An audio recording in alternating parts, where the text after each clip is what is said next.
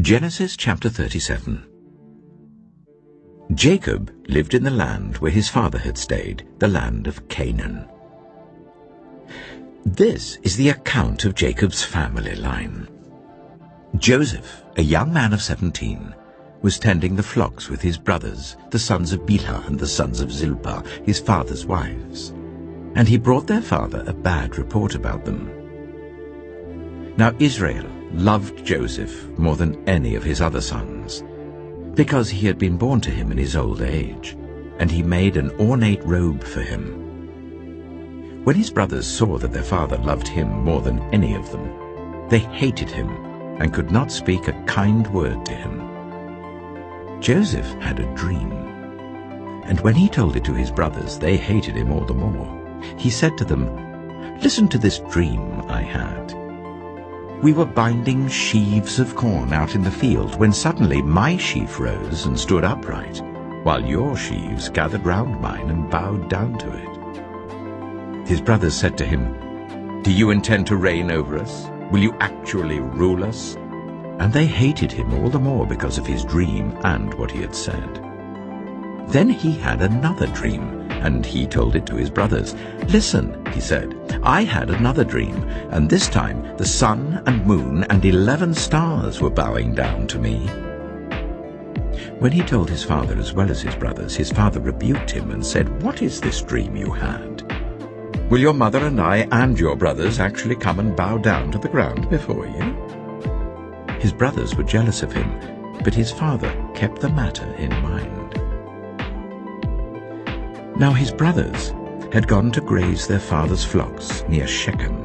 And Israel said to Joseph, "As you know, your brothers are grazing the flocks near Shechem. Come, I'm going to send you to them." "Very well," he replied. So he said to him, "Go and see if all is well with your brothers and with the flocks, and bring word back to me." Then he sent him off from the valley of Hebron.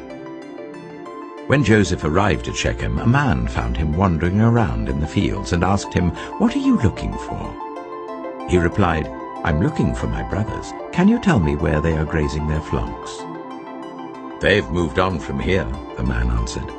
"I heard them say, 'Let's go to Dothan.'" So Joseph went after his brothers and found them near Dothan. But they saw him in the distance, and before he reached them, they plotted to kill him. "Here comes that dreamer," they said to each other. "Come now, let's kill him and throw him into one of these cisterns and say that a ferocious animal devoured him. Then we'll see what comes of his dreams."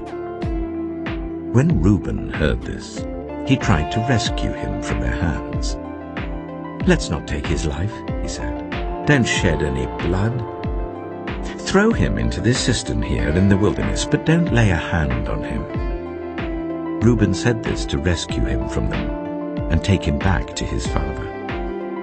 So when Joseph came to his brothers, they stripped him of his robe, the ornate robe he was wearing, and they took him and threw him into the cistern. The cistern was empty, there was no water in it. As they sat down to eat their meal, they looked up and saw a caravan of Ishmaelites coming from Gilead. Their camels were loaded with spices, balm and myrrh, and they were on their way to take them down to Egypt. Judah said to his brothers, "What will we gain if we kill our brother and cover up his blood? Come, let's sell him to the Ishmaelites and not lay our hands on him.